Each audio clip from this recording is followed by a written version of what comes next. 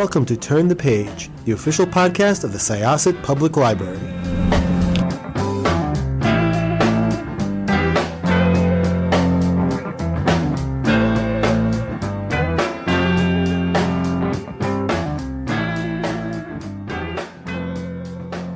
Hello, everyone. Welcome to Turn the Page. I'm your host today, Jen, and I am joined by an extremely talented writer and librettist. That's the word, right? Who is here to talk about an absolutely lovely book. Hello and welcome. Could I ask you to introduce yourself and your book, please? Hi, my name is Leah Lax, and my book is called Not From Here, The Song of America. I had the pleasure to read this book over the past week, and I found it absolutely beautiful and so thoughtful. And it gave me a lot of questions to reflect on about my own history. And before we were to get into the book itself, I was wondering if you could tell us a little bit about your journey to the book, how this project came to be, and where did this come from? First of all, I want to tell you that I'm thrilled because all I want for this book is for everyone to read it and say, well, where are my people from? What is my story? Because the essence of the book is that at heart, at foundation, in an ongoing way, this is a nation of immigrants. And our biggest mistake would be to talk about those people, because those people, those others are not, they are us. Mm-hmm. But we lose those stories in our families. So I love that. Okay, so this is how the book started. Some years back, I was asked by Houston Grand Opera to write a brand new work for their main stage. HGO is one of the few opera companies in the country with the chops to regularly commission new and major works. How that came to be is an anomaly, I promise you. I didn't have the background, I didn't have the experience, I certainly didn't have the reputation. The director saw a very small project I did in which with a photographer, in which I interviewed people. And that kind of inspired him. And he knew that he wanted someone to create sort of a musical portrait of Houston. So frankly, I think part of it was that I live in Houston and it was practical for them not to have to put up someone in town for years and to pick up a writer who had some familiarity with the city. That was a joke because I had lived 30 years of my life previous to that in the Lubavitch Hasidic community and had come out as a lesbian and left them only maybe 2 years previous. I was like an immigrant. I was like a Kami Schmidt, if you remember that bad series. I was a newcomer in my own society, trying to get my feet on the ground, trying to figure out where I had landed. So I didn't know my city. So the only way to do it was to start moving and get to learn it. Why I accepted, can't tell you. I mean, it was nuts. And I really said, I'll do it as far as I know how, and when I can't, if it's unfinished, if I don't feel I can go on, I'm going to hand it back to you. And they were like, good, go figure. But he believed in my work. And all I knew was that I needed to go listen to people. I needed to do in-depth listening. I needed to hear their voices like music. I needed to get a feel for the cacophony of my city. Just like when you get online and you scroll and you read hundreds of voices, that's how you feel where your society is. And you begin to get a sense of who you are. So I started to listen. I asked for high-end voice equipment because I heard the wide array of accents like music. And I hit the pavement. Houston's enormous. It has the biggest footprint of any city in North America, over 1,100 miles today. And it had just come to know itself as, believe me, New Yorkers never believed me, as the most multi-ethnic city in North America. We surpassed New York years ago. But the city never wanted to see itself that way. We're pretty Southern in that regard. So it was just sort of waking up to itself. And I moved into areas of town that were very heavily populated with new immigrant populations. I walked around, I went to stores, I met people, I mean, at random, all over the place. Anna DeVere Smith did this for her Crown Heights project and has done it for many things. She just met people and said, I like you. Can I interview you? She inspired me very, very much. As did, and her methodology did too, as did Svetlana Alexievich, who got a Nobel Prize for doing this same kind of interviewing and finding the true story of a country by recording people, average people talking about it. I loved Alexievich's work because she never removed herself from it. She was the clueless, in her case Russian, in my case American, the stand-in for the whole country, listening and going, what do we have here? Who are we really? That's what was happening. I thought I was just writing an opera, but tell you the truth, I knew from the beginning it was going to be more than that. I mean, really, to write an opera, even a major one, you need like 3,000 words. And in these tiny little columns that go down the middle of the page full of vowels that people can sing, even one interview, because I would, a news flash, people who speak English as a second language do not summarize very well. I would just let people go on, and I'd get fascinated. I'd listen so deeply that I was them. I was living them. These stories were unfolding in front of us, and I would know what to ask. Sometimes a single transcript was 50, 60 pages long. Sorry, that's the edited version. It could be way longer than that. I collected well over 1,000 pages of transcripts alone. From there, it was no problem writing the opera because there's lines would jump out on me, these singable, rhythmic, as Anna DeVere Smith would say, lines with a good architecture. That's how she would put it, but with structure and beauty. And, I kept saying, God, you can't make this shit up. So the opera was a big success. The opera was like a huge review, like half a page with multiple color pictures in the New York Times, national broadcast on NPR. The mayor of Houston did public service announcements on television. It was a big deal. But then nobody else picked it up. It died. The opera itself died after that. And I went back to my life, except that I was changed, except that the people I interviewed had become my teachers, showing me how do you fight your way into America and get your feet on the ground, which I was still trying to do, teaching me who we really are, showing me, holding up a mirror in a way through all those interviews, through all those hours, months, an entire year of listening, holding up a mirror to show me who I am. And the commonality, regardless of ethnicity, of country of origin, everything, and the commonality with my 4 refugee grandparents. The big thing I notice is that people who are new to this country very often come knowing that they're going to begin at the bottom, but they're so thrilled that they're welcome and that there's jobs and they get paychecks and the paychecks show up. They're willing to work at anything and to work hard. So their whole focus is forward focus. It's like, here, the harder I work, the more I will succeed. They really believe this. Sadly, in some cases, but they tended to repress their stories. They didn't want their kids and grandkids to know what they went through. They didn't know it was bad. They didn't want them to feel that they were badly treated. They didn't want them to know what they went through. And so they replaced their family stories of loss, migration, adjustment,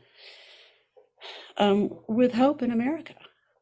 I mean, I'm telling you, I had found the American dream, a concept that embarrassed me with its old-fashioned patriotism, a concept I thought was tarnished and pretty broken. I had found the American dream, and it spoke with an accent. I think maybe it always has. Eventually, I went on with my life. I wrote a memoir about leaving Hasidic life. It's the only gay memoir to ever come out of the ultra-Orthodox community. And that's been all over the world. It got turned into an opera, which I wrote, that premiered in New York City last year. It's like I've been busy. I made a career. I also got married. My wife and I have been together many years. But those stories, man, they felt like a a responsibility, because people repress their stories very, very often. When they sat down with me, and I brought like a release form, so they, a legal release form and a promise to protect certain identifying information, so they felt comfortable speaking to me. So often they said, I've never told anybody this. And it was the men who tended to cry. You feel helpless. And if you start to relate, then you feel that you have, in a collective way, because we all have a collective identity, a social identity, in a way you've suffered too, in a way. So I needed to know at that point, what did my grandparents go through? My parents were the first ones who could vote in this country. And they were very, very gung-ho about the freedoms in America. We were raised, typical immigrant family, that we had, I always say that me and my two sisters, we all three have master's degrees out of fear. Like, we were given no choice. You get an education, and as soon as you come of age, you vote, and you don't miss that. Those are two obligations. They were very forward focused, and their hope in America replaced our family stories. And I found that with everybody. So I needed to know, who are we really? What I found is that the word refugee was coined, basically. I mean, it's always been around, but it became formal and official. It only in 1951 at a Geneva conference. It had something to do with the UN. And that's when it got this formal legal definition of anyone who crosses out of the borders of their own country out of fear for their own safety, a stateless person. And I realized that all four of my grandparents, the term, they came well before 1951, but the term absolutely applied to them. Another step back, and I went, wait a minute. Virtually every Jewish person, every Jewish family in this country came here as refugees in that case. The huge wave of Jewish immigration here from the 1880s through post-World War II, to the point where today 1/2 of the world's Jewish population lives in the United States, something most people aren't aware of. But all those old ancient communities scattered all over Europe and North Africa were devastated first by the Nazis, and then after the State of Israel was established, anti-Semitism chased away almost all the Jews in North Africa. There were ancient communities there that emptied out. They all ran away, and they had been living nicely for a very, very long time. So refugee defined them, and I needed to know what they endured. Who were we? I looked up and went, it's not normal to not know your own grandmother's maiden name, or if they had siblings. And I found that Jewish families are this fragmented and scattered all over the world. And I hired a genealogist. When we started digging, I found graves of immediate relatives in Lithuania, in Norway, in Scotland, in Canada, till they finally found a home where they could survive in New York. Not all of them came to New York. The grave of my father's first cousin, a little girl named Annie in Edinburgh, Scotland, was at a time when the infant mortality rate was, or the childhood mortality rate was 80%. There was a giant iron pit in the middle of town. Children went around with faces black, covered with soot, and barefoot in the winter. They all died of respiratory conditions, as did little Annie at 2 years old. It was a bereaved family that came here. I learned more. And so I listened, and Not From Here in my book, I listened to these very believable, all too believable, amazing, powerful stories that revealed all kinds of good and very bad things about my country. And in little bits, that you turn the page and you find bits of my family's story taking its place among them. And then you turn the page again, and instead of one long story, you hear parts of the cacophony, like going online, quotes from around the world, one-liners that I lifted from that 1,000+ pages of transcripts, lines that you wouldn't hear anywhere else. Like, I came in, I went to school and I couldn't speak. I was shy and soft like a tomato. I love that line. Or the Mexican man who said to me, Yeah, Mom learned English listening to Mr. Rogers on television. He talks so slow and clear. She really cried when he died. Oh, I mean, some of it's funny, some of it's tragic, some of it's penetrating, like an insider outsider view of the new society. You just scroll through that and you get a sense. So there's 7 big stories that blew me away and hundreds of other voices in the book. And a tiny little weaving all the way through is the fact that I was there, and I remain in the scene as a clueless American, but also I guide you, the reader, give you the historical and even just the linguistic background of the story that's being told in their own words. I do not speak for people. I just help you to understand so that you can stay in the moment. that was beautiful. My goodness. I'm very interested in the ways in which self-reflection and adaptation kind of run through your work. I think there's like a little lovely bit of symmetry that you had a book that got turned into an opera, and then you worked on a piece of another piece of musical theater that's now being turned into a book. Can you talk about when you're writing a project like this and you're revisiting not only all of these people's stories, but your own? Did you find your perspective changing over time as you continue to reflect and work on it, or? Totally. This book went through so many revisions. I want to say when I started Not From Here, the Song of America, I was so steamrolled from the experience of writing memoir, and I taught memoir for years. I swore up and down I was never going to do it again. I mean, I had times while writing a memoir where I'd hit a scene and I would be walking up and down in my studio, pacing and sobbing before I could like get myself to sit down and not even think, just pour out how I was thinking and feeling at the time. What was happening in that scene. I was never going to go through that again. I mean, I would sit my memoir students down on the first day, first moments of the seminar and go, before we begin class, I need to tell you something. You don't want to do this. And they would laugh at me. I was like, you don't understand. I had memoir students break down. I had memoir students relapse in their recovery. I had memoir students quit and leave sobbing and never come back. I mean, the whole sort of popular notion that writing memoir is cathartic, don't even, because it's not like you have a therapist there, holding your hand and walking you through it. It's tough. I was never going to do it again. So I put together what was originally a compendium of, and I said, and I also would be embarrassed to speak for other people. This whole notion that you go out and privileged white American, I'm going to give them a voice. We don't give people a voice. We shut up and listen because they always had a voice. And that's the hardest thing for white people to learn, right? So I wanted to just shut up and listen. And the other thing was every compendium I saw, and I looked at dozens and dozens because you can find compendium, anthologies of immigrant voices. They're always filled with that notion of let's be nice and listen, which wasn't me. These people humbled me and they were my teachers. But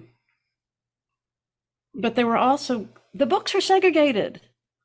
I mean, they were either divided, either they were all, we are now going to meet people from one region of the world, or they were divided by region or by ethnicity, or by color. And that's not what I found when I walk on the streets of New York or Houston. Everyone I meet is from somewhere else. And the greatness of it is that everyone you meet is from somewhere else, is that it's not uniform. I wanted that sense. So the book is ultimately, the chapters in the book are arranged by what caused people to come here.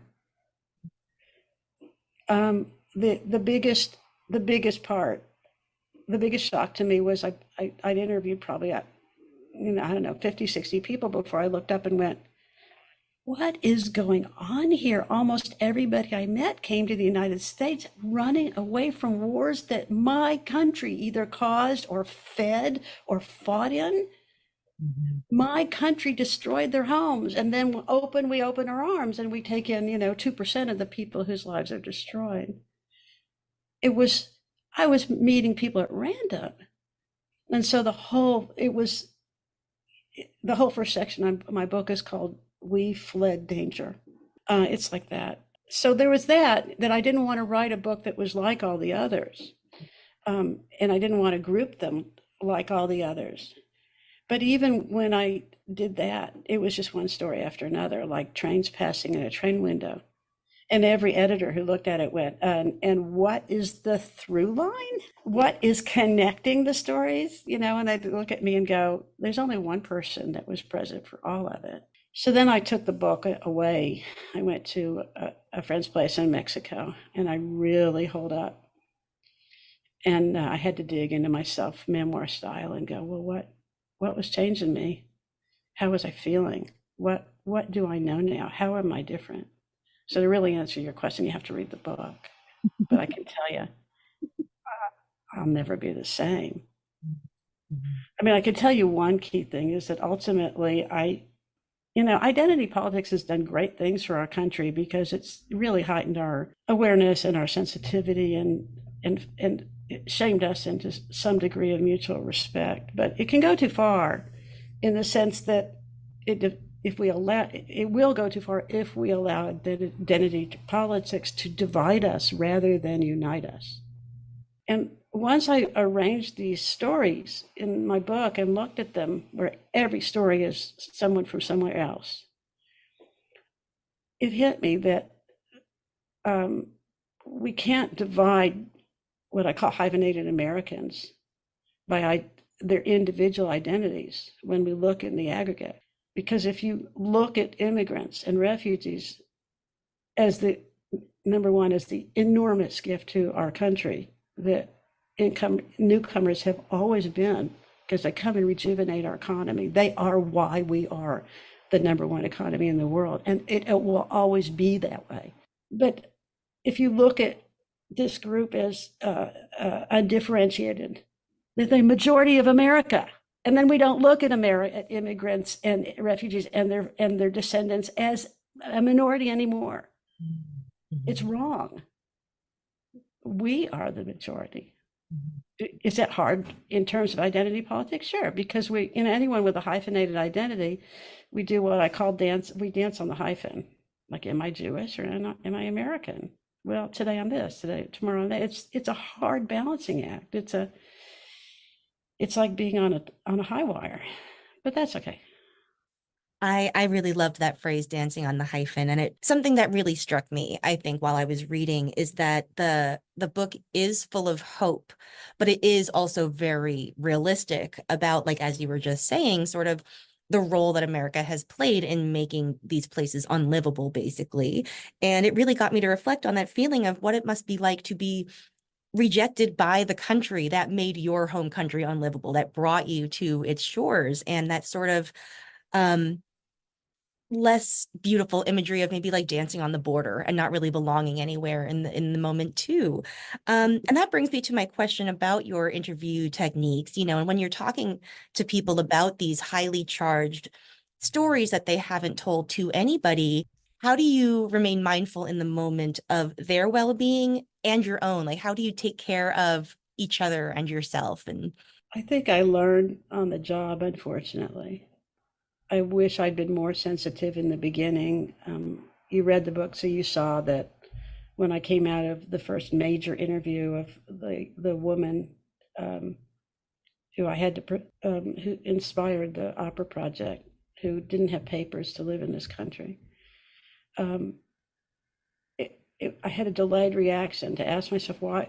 She had been raped in her country. Her mother was murdered. Her mother's murderer raped her to keep her quiet, and then hounded her from town to town, warning that they'll do it again if she ever tells who committed the crime. And ultimately, she fled there.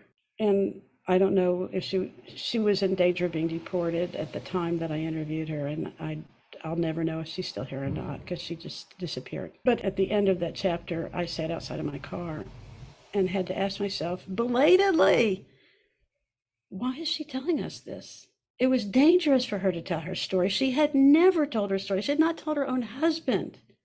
Why was she telling me? Why didn't I ask myself during the interview? And then I realized that she was doing it because she thought that as an American and as, sponsored by a wealthy opera company, that we could help her.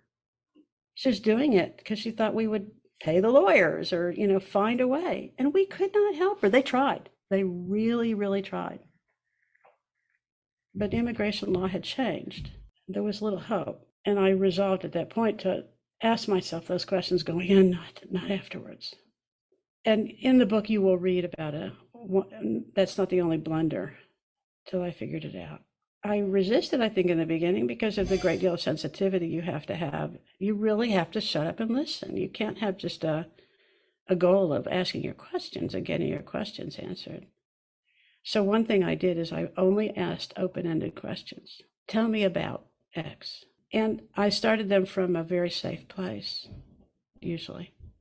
People are usually nostalgic about the home they left. So I started with, please begin with, I was born. And their stories almost always start with happy stories. And only after we had a connection, and I really made sure that my body language reflected that listening like yours is doing right now. You're leaning forward, you're making eye contact, your whole face is relaxed and focused. And I develop that, I work that as part of my listening, because listening is a form of communication that fails if you don't communicate. And without words, you do it with your body. Gradually, when they felt safe, I asked, so what changed? And they would take a breath and start recounting the downward slope.